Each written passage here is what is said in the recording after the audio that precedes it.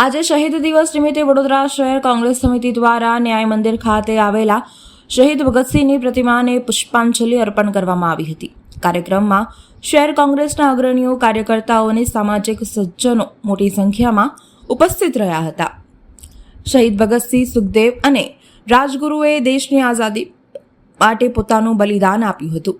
તેમના શૌર્ય અને ત્યાગને નમન કરવા માટે આ કાર્યક્રમનું આયોજન કરવામાં આવ્યું હતું। શહેર કોંગ્રેસ પ્રમુખ સહિત અનેક આગેવાનો અને કાર્યકર્તાઓએ ભગતસિંહની પ્રતિમાને પુષ્પાંજલિ અર્પણ કરી હતી।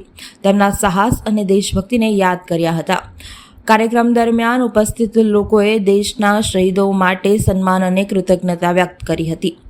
તેમણે ભારતની સ્વતંત્રતા માટે યુવા શક્તિની ભૂમિકાને પણ ઉજાગર કરી। સાથે જ શહીદોના વિચારો અને સિદ્ધાંતોને જીવનમાં અપનાવવા માટે લોકોને પ્રેરણા મળી રહે તેવો સંદેશ આપવામાં આવ્યો હતો। આ પ્રસંગે શહેર કોંગ્રેસ પ્રમુખ ઋત્વિજ જોશીએ જણાવ્યું હતું કે શહીદોના બલિદાનને યાદ રાખવું એ આપના નાગરિક ધર્મનો એક ભાગ છે। યુવા પેઢી માટે શહીદ ભગતસિંહ અને તેમના સાથીઓ એક પ્રેરણા સ્ત્રોત છે।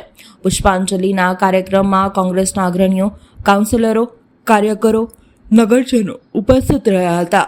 પુષ્પાંજલિ અર્પણ કરી અંતે વંદે માતરમ અને ભારત માતા કી જયના નારા સાથે કાર્યક્રમનું સમાપન કરવામાં આવ્યું હતું।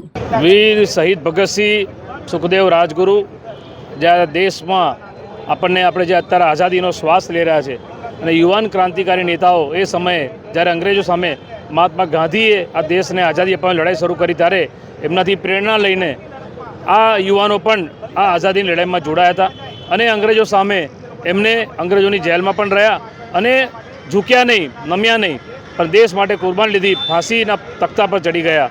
એવા સુખદેવ, ભગતસિંહ, સુખદેવ, રાજગુરુ આ તમામને સતત નમન કરીએ છીએ। વડોદરા શહેર કોંગ્રેસ પરિવાર દ્વારા આજે એમની પ્રતિમાને પુષ્પાંજલિ કરીને અમે એમને યાદ કરીને નમન